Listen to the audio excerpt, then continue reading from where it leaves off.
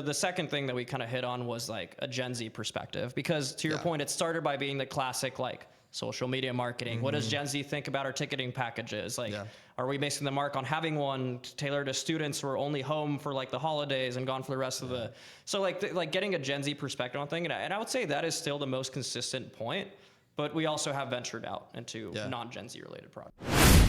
Welcome to the Coles Ventures Podcast. I'm stoked to have you on. I'm so hyped that this actually worked out. Yeah, I mean, we like really bumped into each other, like 3 hours ago? Yeah, literally. I was like, dude, come on the podcast. Yeah. You're like, fuck it, why not? Dude, yeah, absolutely. I'm honored. I mean, you have some crazy Spokane business legends here, so I am incredibly honored to be here. You're in good company, for sure. Absolutely. That's awesome. But if you kind of just want to go through early background, what brought you back to Spokane? I mean, you're in Seattle now, but absolutely. And then we can kind of just go crazy from there. Cool. Yeah. So for me, I guess I'll start by saying I've always loved learning as a little kid. Always been a fan of learning in my own time, like would Google stuff, would go on maps and just see like which cities are where. And so like my curiosity was crazy. Yet I've always, been a terrible student. So you would think like, how are those two things? How do they even work together? Well, it was like for me, the traditional style of, academia. And like, having to sit in a classroom, not space out 2 seconds into a teacher talking, I always kind of struggle with those things. Like my homework would be crumbled up at the bottom of a backpack. Like I would never study for tests. Once the test out, I would freak out because like, I can't memorize all this stuff. Right. So, I kind of knew this was kind of weakness I had growing up. And then I would see Gonzaga, and I would see Gonzaga's kind of holistic approach to education. It's like, I was young where like I didn't have that self-awareness, so I couldn't put it in words, but I had that feeling because my older brother actually went to Gonzaga. During his tour as a prospect, as like, he didn't commit to Gonzaga yet, but during his tour, when he was having like, when his, neurons were active, he was like, this is so cool. Everyone's opened the door for you. Professors are so nice. Like such a great environment and vibe. I was actually like feeling that with him, even though I was so much younger, right? So I kind of always knew back on mind, like Gonzaga, that's like, that could be a potential home. That's so cool. It's so interesting is like my friend's brother, it's like interesting how that family dynamic helps. Cause like, it's like, I'm the oldest. And so like me, like I went to college first. So like my sister's coming along with me to go through and being like, going like me touring them through the colleges and like all this stuff. And then like, she didn't end up going where I went, but and then now like the youngest one, she's like about to go to college. Then she's thinking about going to like all these places, whatever. So it is just interesting, like how that kind of first, experience kind of sets up for the rest of the family. Literally, you're like you're on the frontier. You're like the pioneer. Like literally, whatever you do is going to influence your siblings' decision. Speaking as one of the younger ones, right? So it's fascinating. Sometimes it's great, sometimes it's bad. But in this case, I was exclusively lucky. That's awesome. And then how old were you when you went on the tour? So my brother and I are 4 grades apart. So I think I was just starting high school when I was like in between middle school and high school. That's crazy. That's so early. So early. Like, it's like summer, 8th grade year. Like even thinking about college. Cause at that point you're like, you're starting high school, or maybe you just started high school and you're like trying to figure that out. But then like, obviously, kind of the next step looking for it. Yeah. And that was almost the beautiful part of it. I wasn't thinking of college as people to like, I wasn't thinking of like the curriculum, what's my major, like which dorm am I going to, like, I wasn't thinking about all those tactical college things. It was, like as a kid that young, you're not thinking about those things. You're fully operating on vibes. You're like, what are the vibes? What are the vibes? Yeah. And Gonzaga had the best vibes, like literally. And then of course it worked out great. But that's awesome. Yeah. Okay. So you went to Gonzaga and you're originally from the west side? From the Seattle area. Yeah. West side here. It's funny. If you're in the Seattle area, I'm from the east side because I'm east of downtown. I'm like in Sammamish, Redmond kind of area. But as far as here, west side. Cool. Microsoft Central. Yes, sir. That's awesome. Yeah. And then come over here, Spokane, into Gonzaga. How was that transition going from kind of like Western Washington, Seattle area-ish, and then coming to Spokane? Well, it's all I've known. So I think it was the first time, like Seattle area. I mean, so it was really the first time for me kind of just being alone. Like it was the first time that I was kind of in charge of my whole life, my day to day. I think what added even another crazy layer on that was the fact that I graduated / started college during COVID, like in the thick of it. Yeah. So that kind of made it even weirder and more like intensely different than like what my life has been before, which I think in the long term, I'll talk about how I think that was a huge benefit for my life and my career, but kind of putting me in such a different environment so quickly, I think it allowed me to grow, coupled with the fact that Gonzaga has an amazing community of people that like genuinely care about you as a person. So definitely. Yeah. So starting Gonzaga and then into, I always mess it up, some brain Gonzaga sports or sport? Oh, great question. You know, people, even some of our own people, like use them interchangeably. It's technically sport. Why? Gonzaga we just chose it that way, so it's stuck. Yeah, Gonzaga Sport Consulting Group. You got it, man. That's a GSCG. Yeah, man. Dude, let's go, man. Easier. So that came about sophomore year. Yeah. Awesome. Yeah. I did my homework. Yeah, dude. And crazy. like, You've had like hours, just hours. Oh my gosh. I was just, ran through it real quick. But I mean, what was that? I mean, the kind of eureka moment of you like, I think I could actually do this, to then making it. Because I feel like a lot of college will tote that, right? If you go through the tours and they're all very like, eyes wide, like rose-colored glasses of like, if there's not a club for you, like you can make one. And everyone's like, I'm gonna make one, and then no one does. So like, what's that process like? I mean, it's had huge success. I mean, you're working with the major sport teams, major brands, companies, all that. I mean, just from the beginning, I mean, how did that even come about? So I think there's really no eureka moment, and that's probably a theme that with guests you've had here on the for-profit startup side, where like it was kind of a combination of arbitrary things that kind of lined up perfectly as a chain reaction of things that came before, and then this thing kind of happened. Like for me, and it was no different in my situation. Like for me, there was kind of a eureka moment, but it was after so many things happened before. Thing number one was I was very lucky to have like an internship at a Brazilian-based sports tech startup right before college, where they did like video AI technology for sports footage. It was really cool stuff. But so this will tie together in a second. But through that internship, they actually presented. They were like a sponsor for a conference, the largest university-ran sport business conference in the U.S., and it was at the University of Michigan. Okay. So this was still COVID, so I didn't actually like go there or anything, but I was exposed to it, and the great students doing some really cool work there. So that was just so I got exposed to that, and students doing innovative sport business things within a university campus. Mm-hmm. And then now put a pin on that, forget it. Right. And then a year later, I started at Gonzaga. And one of the first things that I did, because my older brother was involved in it as well, was the New Venture Lab, which you're very involved in. So you're on their board of advisors. Maybe you can explain a bit of what New Venture Lab is. Yeah, a little plug for Kelly Thompson. She's we'll have to have her on eventually. But New Venture Lab, I mean, for Gonzaga is I mean, honestly, I've never really talked to my bosses about if this was like a strong point and why I got hired, but I choose to believe it is. Because like, I mean, that's kind of what you do. Is like you go through, you're a student, any opportunity to work with startups or companies at large is like to grab onto anything. I mean, this is literally just like you join this group and they plop you in somewhere and they're like, you work with this company now. It's like the most insane thing I've ever heard of. Like they're literally like, here you go. It's good to be true. And so when I was at Gonzaga, because I got my MBA at Gonzaga, so I was only there for a year. And like right away, I was like trying to figure out, what club should I join, like whatever, because I didn't know anybody. So I was like, this is kind of weird, and like, I don't know, whatever. And so I emailed them and I was like, I know this is like tailored towards undergrads, but like, could I do it? And they're like, yeah, why not? Like, I don't know, sure. And so I was on this one group. I was on the group for the business was My Sushi Sensei.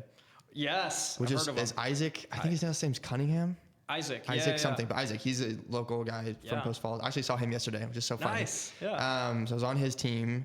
Worked and we did like market demographics, like marketing help, social media, like all that stuff, all like the typical stuff. Right. Classic. Only did it for one semester, and then I was like, okay, I only have another semester and then I need a job. So I like put that on pause and was like, I need to like actually look for a job.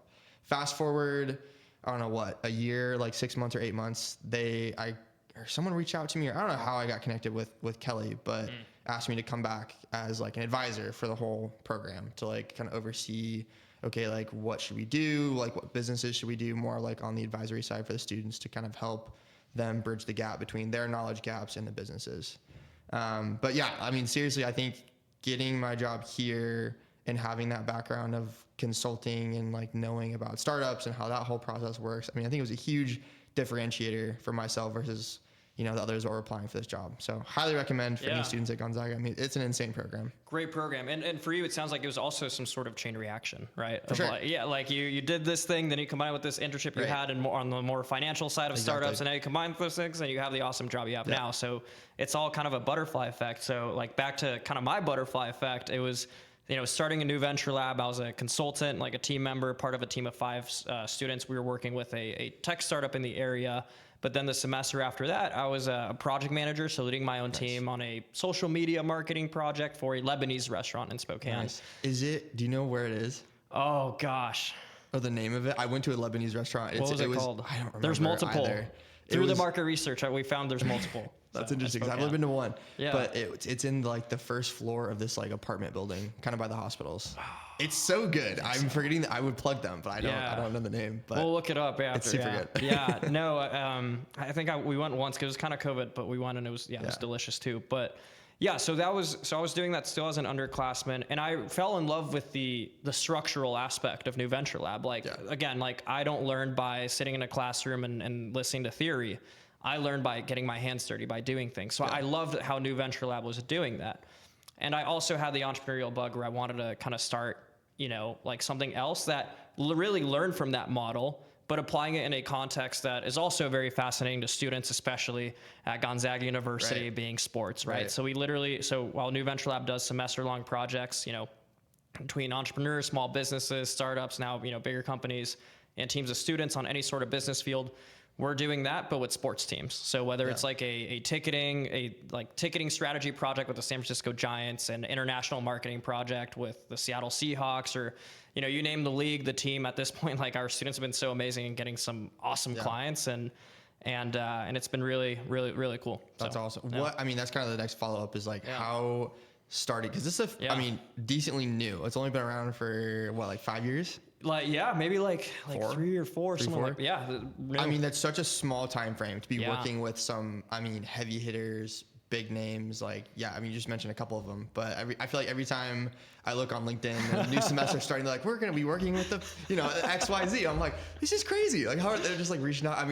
How did that start? That's crazy. It's funny because it was definitely the hardest thing, to do, because we couldn't predict what would happen. Like what I mean is there's two sides to GSCG. There's the clients and the students. With the students, if you in principle, in theory, talk about something like GSCG, you get to work on a semester-long project with your favorite sports team since you were little, like the students will be interested. I was safe in guessing that, so I kind of put that aside. So first things first, first we need to actually verify, while the students would care, would the clients give a shit about this, right? Yeah. So the first thing to do before anything else was sending as many cold emails to as many executives and as many sports teams as possible as I could find. That's awesome. Sent over 200 cold emails, on the marketing divisions, operations, sales, ticketing, corporate partnerships, those kinds of divisions, right?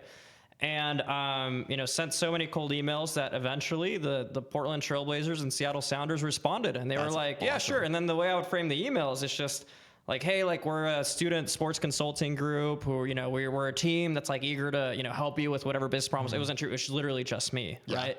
But once you, they don't know that. Right. We'll figure it out. But it's a chicken and egg thing. That was the hardest thing to validate. But once we validated, they're like, oh, there's an NBA team that wants to talk to us. Okay. Now our proverbial whiteboard ad in a classroom advertising this opportunity to students goes from want to apply to GSCG, link here, what even is GSCG? Now it becomes want to work with an NBA team, apply here, right? So it also captivates students' attention more. So sending that cold email, suggested a call, and then we hopped on a call. A lot of what I learned from New Venture Lab from a logistical standpoint, I use the project scope templates, things like that, right? So just the importance of exposing yourself to opportunities and learning and applying them in new ways. So.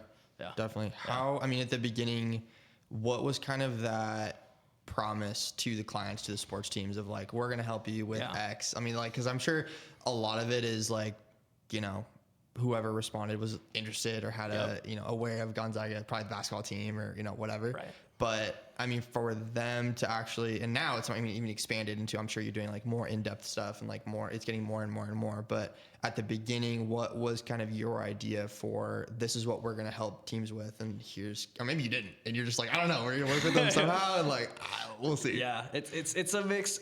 I'm glad you said at the end, because it's kind of a mix of both. We kind of threw things at the wall to see what sticks. Now to kind of to your point, nowadays it's more tailored. We have here's the past example we've done, and we've seen that it's a similar client with similar department, that we anonymize, but we want to do a similar thing with you, or we noticed that you did this new business partnership, so we tailor it more because it takes time to get more confident, more skilled, and more expertise towards these things. But at the start, it really came down to, hey, like we're literally like if you look at the email, it's literally like we're interested in helping you with whatever you need. Like could be marketing / biz dev / ticketing / whatever. It's like whatever you need, just anything that you're a busy person, you're a busy executive. Literally anything that is a priority to you, but you also have other urgent things you need to do, and you want to kind of outsource some of this stuff. And so that was thing number one. And the other two, the second thing that we kind of hit on was like a Gen Z perspective, because to your point, it started by being the classic like social media marketing. What does Gen Z think about our ticketing packages? Like, are we basing the mark on having one tailored to students who are only home for like the holidays and gone for the rest of the, so like getting a Gen Z perspective on thing. And I would say that is still the most consistent point, but we also have ventured out into non-Gen Z related projects. For sure. Yeah. God, that's awesome. And it's crazy. I mean, to your point, like we just started or are going to work with Washington State University on a project, like personally, or not personally, like for me, but like for the company on a project we've been kind of like mulling around in the background. And we were like, God, if we could only find somebody that would just like kind of just work on this. Like we don't even know if it's possible. We don't know a thing. And so, and then I can't remember.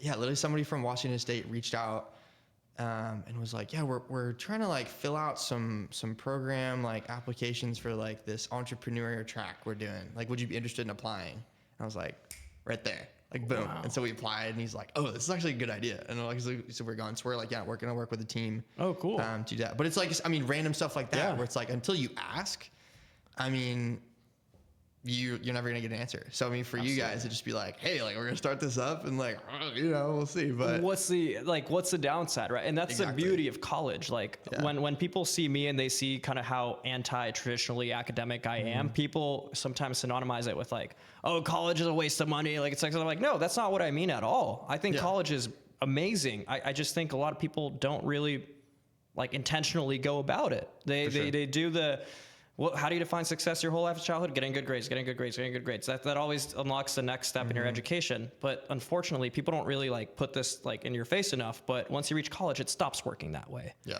If you want to go into med school, if you want to be a lawyer, if you want to be an academic researcher, yes, those are, or you know, an accountant, like, yes, those are very like linear programmatic approaches. But if you want to be an entrepreneur, if you want to work in sales and marketing, like these are such open-ended, subjective things that like how you're going to learn is building the right habits and behaviors in college, like reaching out and asking, hey, want to do this cool extracurricular with me? So yeah, that's cool about Wazoo. I remember when I started college and like my first year, I was like still with that mindset of like grades. Right. And so I was like so focused on that. And then I remember, I don't know at what point, but basically was like, F that, like I'm over it. Like literally the effort I need to put in to get the good grades I got in high school is like so incredibly difficult to do that same thing in college. And I was like, if I get A's and B's and like hang out and like have a great time while I do it, like so much more worth it than, getting like A's and A minuses, but like having nothing else outside of that.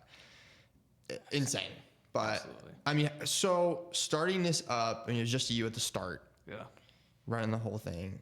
How did you think about leadership in terms of growing out your leadership base, but then also for you kind of as the top man at the beginning, trying to like manage everything and also the individual projects? And I'm sure then you kind of expanded into, okay, we have an executive board and then we'll have like individual managers for kind of all the different sports teams and all that. I mean, how did that progress? Again, like seeing like New Venture Lab and also tying it to actually the Michigan thing that I ever tied it to, like through that exposure with their conference, I was also exposed to other student organizations in Michigan that are doing similar things. So it's like we created our own Frankenstein of like learnings from like NVL and from Michigan sport business groups and things like that to kind of form our own structure, right? As far as like holding students accountable to it and everything, like, I mean, it's just so tough. Like some students get it, others don't. I think it's something I've gotten a lot better at, but this was not a strength for me. Like when I was starting, because I didn't really have much leadership experience and you just kind of, just like everything else, you kind of learn it along the way. So to be honest, my lesson was like the more that we can drive clarity across the organization, because these students, the ones who do GSCG, the ones who do New Venture Lab, just by culture, like they're typically busier students because they like doing things, right? So not only are they students who have no professional experience, they also are obsessed with being busy. Yeah. Just like us, right?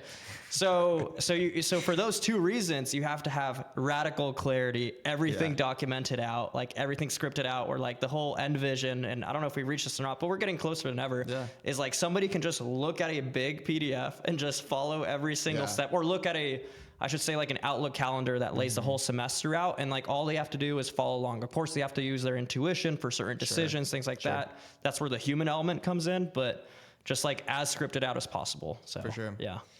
I mean, what are some of like the big success stories you guys have had? Because you're working now. I mean, now you're working with the Blazers and Seahawks, but now there was some insane one I just saw the other day. But I mean, it's like the scope is crazy. Yeah. I mean, when you think about it, it's like Super little blessed. school in small Spokane, and they're working with like all these insane, just like national brands.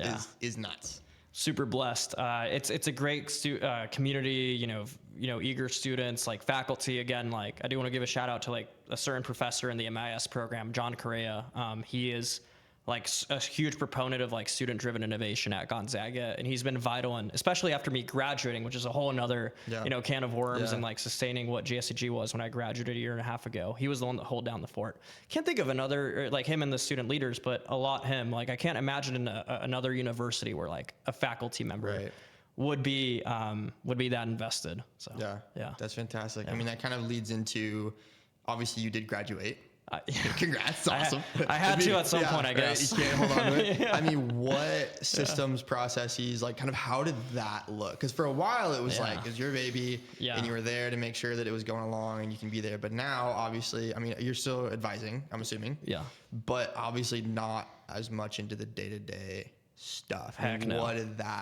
What was that transition process like? No, one of the proudest things I can say is I'm becoming more and more useless in GSCG. That means you did a good job, right? Like I think for a while, I think we're getting there, right? But I think for a while, like, well, obviously while I was a student, like in the day to day, I was kind of owning everything because it was kind of my baby, and I had to do something very difficult, that I kind of realized my senior year, and like intentionally detach myself from it more and more. Yeah. And I think like I'll respond to your question from like the mental kind of side.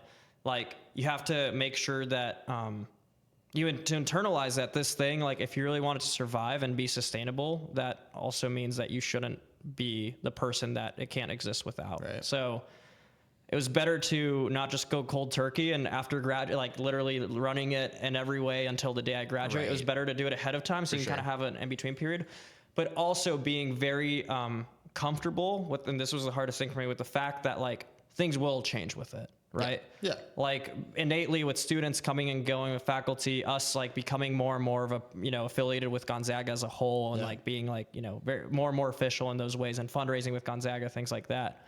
Like the thing's gonna change. In the very, very long term, it's gonna be for the better.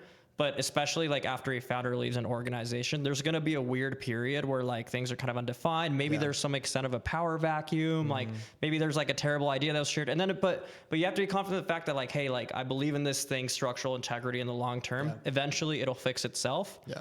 And not to discredit the hard work of the people that are fixing it, but I mean that like we have good processes and people in place that will make sure that it doesn't go to shit. Right. Maybe A and B will change, but it's not going to distract us from our mission of ultimately serving students with awesome experiences. For sure. Right.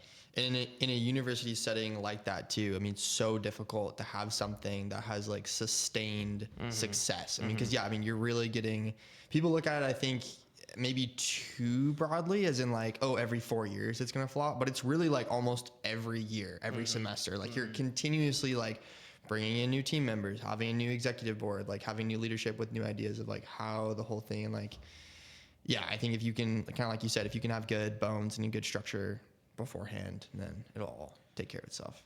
And the mentality, absolutely, and the mentality that like it's not gonna be perfect. And it will take suffering through it for it to, develop its own thick skin. Yeah. Right. That's the only way you're going to grow. For sure. Yeah. So then you graduated, and now you got a big boy job at Microsoft. That's awesome. Let's talk about that. How did that come about? I mean, what was the application process like? How did you kind of morph your way into that? And then like, what are you working on now? What's the day-to-day look like? Yeah. So starting with like the getting into it and applying to it, I interned there the summer before graduating. And that came from like thinking of internships like stepping stones, you know, like you got to start early. Like that's the reality. And I have a theory that 10 years from now, these big companies are going to be all hiring high school interns because they're all trying to, the big consultings, the big bankings, the big tech, like they're all like competing with one another to get to talent before the other. So we see like more and more earlier. Right, So you have to like, you know, you have to align your trajectory with that. And make sure that like, hey, even if it's like a startup internship that's like unpaid, but not 40 hours a week unpaid, but like a few hours a week, there's levels to it. It's nuanced. Like that in an industry that you're not passionate about, like remind yourself, hey, I'm a freshman. This startup internship is a stepping stone to get this startup internship that I care a little bit more about, which is stepping stone to intern at PwC, which bigger company, but not in a domain consulting that I'm really passionate about. But that'll be another stepping stone into a Microsoft, which is where I wanted to land. So, you know, baby steps eventually, you know, worked out. I was still applying to Microsoft every single summer, like in college, knowing that I would get rejected as a freshman and sophomore. But again, it all comes down to habits and behaviors. Like you need to have like you go to the gym, you work out, you need to like, you know, go and do your workout of applying and getting rejected because eventually you'll get accepted. Right. I know. And it's like so funny because it's not like one individual rejection, but it's like I used to keep a spreadsheet of like all the internships, and like looking at that is just so defeating of being like, okay, I applied to this one and this one and this one today, and then like every day being like I had like a quota for myself. I was going to apply to like 3 a day with something, and it was like after, you know, like a month or two, you look back at this like, you know, 75 to 100 companies that are just like auto reject. Just like, oh, it's such a numbers game. It's crazy. And when did that change for you? Like it was just keeping going? Dude, honestly, never. It was so funny because when I was a freshman, you know, bright-eyed and bushy-tailed, I went to a career fair. Like didn't dress up, didn't have a resume, nothing. I was just like, I don't know what this is, but I'm going to go to it. And like just started talking around, like walking around and like talking to some people, and they're like, as one guy I talked to, he's like, how old are you? Like what, like what year are you? I'm like, oh, I'm a freshman. I just started. And he goes, oh my God. Like, okay, first of all, kudos. Cause like, that's awesome. He goes, we don't give internships to freshmen. He's like, but you know, in a couple of years, like circle back and like, we can talk. And so that was true. So, you know, like 3 years went by. I'm a senior now. And I'm like, you know, senior spring. And I finally figured out, I actually need a job. I can't just be in college forever. So that's cool. And same thing, career fair came up, and I was like, oh, it's the same guy. Like, I'll hit him up, like maybe, you know, just like see, because I kind of had been talking with him for the last, like, literally since then. Like every year he would come, I would check back in, be like, hey, you know, do you have anything open? Like sophomore year, still too young. Junior year was like, but you just don't have the experience yet. Like blah, blah, blah, whatever. So senior year rolls around. I'm not even like looking to work there specifically, but I'm just like chatting with him, and he's like, actually, now we actually do have a spot open. You should apply. And I was like, okay, yeah, whatever. Like expecting just another auto reject. Cause at that point I was just like drowning in just auto rejects. And I don't know, like a couple days later, it was like, congrats. Like we want to, you know, congrats. You like got it. Cause I'd been talking with him for 4 years. Like it's a no-brainer for that. I didn't have to do a whole interview process. I mean, I had to like talk to somebody to make sure I'm not a psychopath, but like, I mean, I did all the grunt, dirty work. I mean, it's like, and it's hard for college students to understand that it's like, you can't just walk up to someone the day that you meet them and expect them to offer you a job. Like, that's just not how things work. And so the time and effort you have to put in, like maybe not over 4 years. That's like a little exaggerated, but I mean, even just why like, not? Yeah. But it could be, you know, something that just full circle came back. And so, and again, kind of like the butterfly effect, like that one landed me as like intro into VC private equity, which then I was like looking into VC private equity jobs. So then I was like, okay, I should probably go get an MBA because that's like the majority of them were MBA preferred, MBA required, like whatever. So I wasn't even planning on getting a master's degree. And then it was like, I don't know, spring of the, you know, year before. I was like, okay. So then that was like, okay, what schools I want to look at and apply for. Found Gonzaga, did that. And it's like a whole like, you know, rabbit hole. I mean, you can trace it, but you technically could trace it back to one point. But at the time, it's like, I'm just like doing random stuff. Like I have no idea if this is going to work out, but insane. So. And I think that's something that students really need to realize. I mean, I sound like a broken record to myself because I was talking to like different classes about this morning, but like, networking and socializing are pretty synonymous, like in a relationship, like the same rules apply, but students have this like robotic connotation of networking where like, it's like, oh, like I just want to get something out of it, which is true, but isn't the same thing in socializing? It's just like, you want to get a friend out of it. You want to have fun out of it. You want to, you know, watch a movie together, but you want to do it alone. Like it's everything is a give and take, but that doesn't mean that it's like inhumane. Like, So, and then I love your story about, you know, how this thing was like years ahead of time, because it's not because you were like the perfect candidate who had the because no student, by definition as a student, like you're supposed to not have professional experience, like, you know, and you can build it up while you're a student. Sure. But it's relationship building. At this point, like, this is this a dude who came up to us as a freshman. I've known him for years at this point. Yeah. So like, yeah, and he's been persistent. He's been, you know, maintaining the relationship. Like, why not? Like, aren't those the same qualities that would make you good at the actual job too? Exactly. So, I mean, when you're talking to students, because a lot of students do have that idea of like networking has this like terrible connotation. Like, people hate it. And it's like, well, it doesn't have to be awful. Like, first of all, most of these network events have like free drinks, free food. Yep. Mm-hmm. Almost all of them, I would argue. So like, if you're going for nothing else, like, dude, you don't have to pay for drinks that night, and you don't have to buy dinner that night. Like, check. Like, why not have a couple awkward conversations, even if you get nothing out of it? Like, bare minimum, you were fed.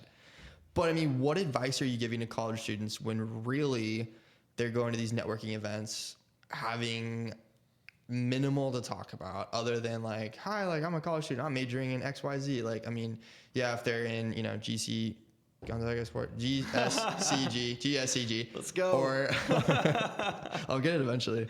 Or NVL or other clubs, or you know, I mean, that's why extracurriculars are so important in college, because then it gives you an extra layer of like, then you can talk about literally anything else. Because like, once you learn that, hi, my name is Blake and I'm a finance major, it's like, okay, cool. Like, so are 10 other people here. Yep. I mean, what else you got? I mean, what's your advice to students on how to best present, how to go about it? I mean, there almost needs to be like a networking class in college. Like, and then calling it like socializing, like just call it something better than networking. Literally. I mean, but I love what you said about the it comes down to curiosity, right? Kind of like you're saying, like, I think students, like, when they think of networking, they also think they have to be like prepared for it, kind of to your point, like, what am I going to talk about this event, things like that, because like they have like something to prove a bit. And like, one advice that I would give to that is like, people like know you're a student. People know you don't have experience. Like, confidence isn't pretending to know everything. True confidence is being comfortable with what you don't know, right? So if students really embrace that mindset, which is aligned with like the archetype of a student, then like, you know, people will respect you so much of it. Like, you just ask questions. Like you mentioned, like maybe you'll see people who aren't in an industry. Maybe there's like a banker there and you don't care about banking. Like, still ask questions like about it. Like, really just like, be all about absorbing as much knowledge and curiosity as you can, because not only does that help you learn, you know, just different subject areas, not only does it help you like build relationships with people that might, you know, circle back later in your life, but it also helps you narrow down what you're interested in. Because a lot of students, like even this morning, they asked me like, hey, how did you find out what you're interested in? Like, I'm like, I still don't know. Like you never know. And we're all kids inside, right? Like, we're all like clueless kids, but that's fine. You gotta embrace that. But the only way you will ever get closer to that clarity is by full sending opportunities, getting involved, like absorbing stuff. And I love the point you made about like, you know, I'm a finance major. Like, so is everybody else here. Right. It's like, the way I think about it is like quantitative things. Like, even if you say like, I'm a 4.0 GPA, cool. That is a number, which means numerically you are directly comparable with literally anybody in the world that has a 4.0 GPA, because it's all deducted to a number. But if you say, I worked with a Lebanese restaurant on a marketing project, cool. I don't know many people who worked with the Lebanese restaurant on a marketing project. It doesn't even need to be like that crazy. You don't need to like found your own thing. Like, it's just like talking about qualitative experiences. Like, you just have more like resources to pull from in conversation. For sure. So it makes you more interesting. Yeah. I was going to pick your brain on that of like going through and like being so involved in so many different things. Like, when you're looking at students and talking with them and being kind of an advisory role at this point, I mean, what are you suggesting? Like, what's better to tell them to do? It's like, yes, studies are important. Yes, you don't want to like drop out of school and be like failing classes. But you also don't want to be like, school is all I do. I mean, how do you advise on like the balance of that? I would say, and the thing is like, I don't know people's lives better than they know their own, right? Like, I recognize every person is like kind of the master of their own life. So I'm not qualified to tell people how to live their lives and what decisions to make. What I can say though, is there's a certain mentality that has been very beneficial for me that I would recommend to other students. That mentality is, be very intentional about what you do and why you do it. Ask the why behind like question everything, not to be like an annoying contrarian, but for your, like, keep it to yourself. Like, so you really understand why you're spending the way, you know, your time the way you are, what you're committing to, things like that. Because then you start to realize like, okay, why am I doing accounting? Why am I investing so much time in it? If it's because I want to get my CPA, then cool. Like being an accounting major and taking those classes is like a study guide to get the CPA. So yeah, if that's your goal, invest in that class, right? Because the world always needs more accountants, right? So like really understand your industry, understand what defines success. But on the other side, if you're just doing these things, if you're trying to be a perfectionist, which people brag about, but I think being a perfectionist is poisonous, then, and you don't know what you want to go into, or like, then you're just doing it because you're doing what other people are telling you to do.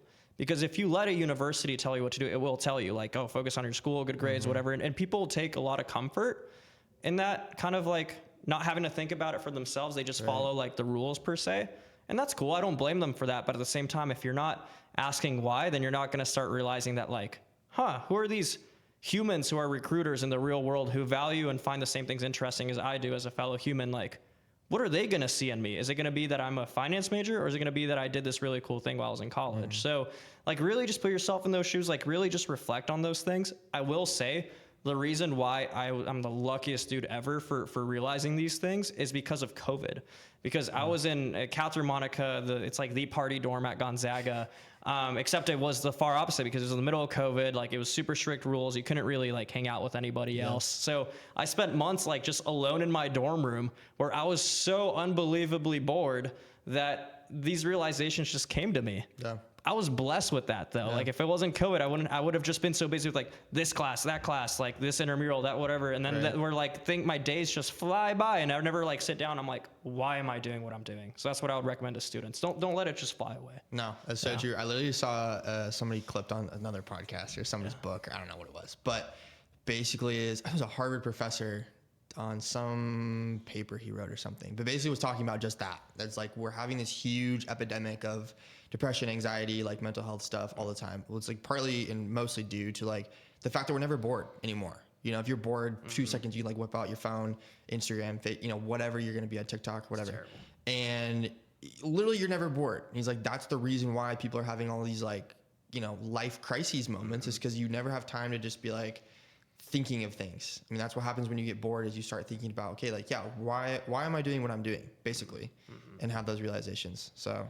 And we're not like sitting on a high horse saying like, we never do that. No, man, I spend so many hours like scrolling, like we're all affected. We're all at risk for it. Yeah. Right. So yeah. No, for sure. Yeah. And I mean, now that you've graduated, done all this stuff, I mean, like rock star status, going to Microsoft, likewise, also killing it. I mean, do you ever see yourself kind of coming back to the entrepreneurial scene, like starting up new stuff? In the future. Great question. I don't know, honestly. I have no clue. You don't know until it kind of hits you. Right. Like I want to just keep doing things that I find fun, and stimulating and that I grow from, and we'll see what that leads to. I think like the way I've been thinking about, entrepreneurship is more around, having entrepreneurial habits and like, approaches and jobs and responsibilities. This is where I'm like so lucky. Like I got so lucky because Microsoft is a big company. You could do very different things within the company where you feel like you're at a completely different company. Like my brother works at Microsoft, but what he does and what I do are so different that like we don't like even work at the same company. So I happen to be in a job that feels very, very entrepreneurial. Where like I have to manage my own business. I have to find new opportunities, form new partnerships from scratch, new products being thrown at you that there's no playbooks on how to sell them. Like everything feels like fresh, which is very stressful, but it's the cool like entrepreneurial stress. But at the same time, I have the job stability of a big corporation. So I really like that balance that I very luckily found. I don't know. We'll see how much longer I like it. I don't, maybe I could do this for a while. Maybe at some point I like hit a wall and I'm like, I want to like do a startup or something. But for me, like I discovered and fell in love with entrepreneurship through like my passion for career development and helping students. So I think if I were to do something more entrepreneurial, in the future, it would probably be more around like that education industry / career development. The sports was just a mechanism to have students learn, but the learning part is what I'm really passionate about. For sure. Yeah. No, I also saw something else a while ago that was like, to your point of like when people get asked like, oh, like, do you think you'd ever start a business? And people are like, I want to start this business. And this guy was like, basically like, quit trying to make businesses. Like just do things because you like doing them. Right. And then they might turn into a business. Literally. And it was like, what did he examples was like Bill Gates, literally with Microsoft. He's like, dude, he didn't go out to like start a company. He just liked coding, and it just kind of like morphed into what it was. And like Steve Jobs, same thing, was just like obsessed with computers and just loved them. And there's so many stories like that where people start like fashion companies or like car companies or whatever. It's like they didn't go out to start the thing that it is now. They went out because they just liked doing it and they just loved it and they're obsessed with it. Yeah. So I mean, I feel like people miss out a lot now. Yeah, that's awesome. Dude, thank you so much for sharing your story. Do you have any like closing remarks, anything else, advisory, anything you want to say before we close up shop here? I mean, I'd be curious to hear, like, I have one in mind, but what is, I mean, you've had such a diversity of experiences, both as an undergrad, as an MBA, now as a post, any university grad, you're still involved with higher education and with mentoring students as well. I would love to hear, like, what is your biggest piece of advice for students? Gosh. And I'll go after you. I've never been asked this. I'm just asking the questions. I think biggest piece of advice would be, I would say freshman, sophomore year, try everything. Yeah. Junior, senior year, take what you tried and hone in those skills on what you loved. I like that a lot. Yeah. Because you can't just it's one thing to like try everything all the time, and that's great. Mm-hmm. But eventually you're going to have to specify. You're going to have to pick something that you're good at because no one's good at everything. For sure. And so, take the 2 years. Like, don't stress about it. Don't be like, oh my God, I have to be part of everything. But just be like, if something's interesting to you or like you're intrigued by this class or this club or whatever, like, dude, just give it a shot. Who cares? Mm-hmm. But then, take those that you loved or that you liked and then try to really like step up those ones. I love that. That's so true. And it kind of relates to kind of what I was going to say too, where I tell students this all the time, especially GSCG ones, so they would hate me for saying this again, but like being a student is the strongest title you'll ever have. Like, I really believe that. That .edu email might be the best email you ever have. So like, and there's so many reasons for that. Like, one, as a student, like if you fail, it's equated to learning, not you fail, you get fired. You fail, you get fired, and then you can't provide food to your family. Like, it's like everything is low stakes relative to how the world is after. If you're blessed enough to go to an undergrad traditional education, like then it is an easier version of what the rest of the world will be after. So that's one area. It's the low stakes, right? The environment for learning. The other thing is, like, kind of to your point, it's like an open world video game. That's how I think about college, where there's side quests everywhere. Like you said, like when you're an underclassman, to your point, like you should be doing all the side quests you can and within reason, like make sure you're meaningfully contributing to each one. It's a two-way thing. Yeah. But like be open to considering everything to begin with, and do not fall into analysis paralysis of like, what's the perfect thing? No, just do something and that'll get you a step closer to the perfect thing. Right. When you're a student, like literally your title as a student, like you are mentorable. Like people want to help you. Like if you say you're a student, people will be like, it appeals to like humans' emotions where they're like, yeah, like let me help you. Like what questions do you have? Like people are so lenient. You don't have to be over prepared. Like again, the stakes are low. And if you're especially a student at an amazing university like Gonzaga, and many other universities that have strong alumni networks, you have an entire network of people that are in all parts of the world and industries, companies, disciplines, backgrounds, like what have you, who you have an innate shared connection with them of going to the same university. 100%. So I don't know what the percentage number is, but it's a lot of more likelihood that they'll respond to you and be willing to help you. So, I've never taken a call from a student. Right. Literally, it has not happened. It's like we'd feel guilty, right? I would feel it's so like guilty. They're a student. Like if I was I was as clueless as them before. We're all humans, right? Yeah. So like someone's done it for us. Why wouldn't we do it for people? Yeah, so absolutely. Mateo. Yeah. Cool. Thank you so much for being on. Where can people find you? LinkedIn, email? I mean, what's the best place to connect with you? Just LinkedIn, man. LinkedIn. Okay. That's how I found out about the podcast, man. And it's a pleasure being here. And yeah, thanks for the amazing questions and the super cool environment and space. And yeah, super awesome to talk to you. Well, yeah, thank you for taking some time out of your busy day, kind of impromptu, but I'm glad we did it. No, you too, man. Thanks for having me. Awesome. Thanks, man. Yeah.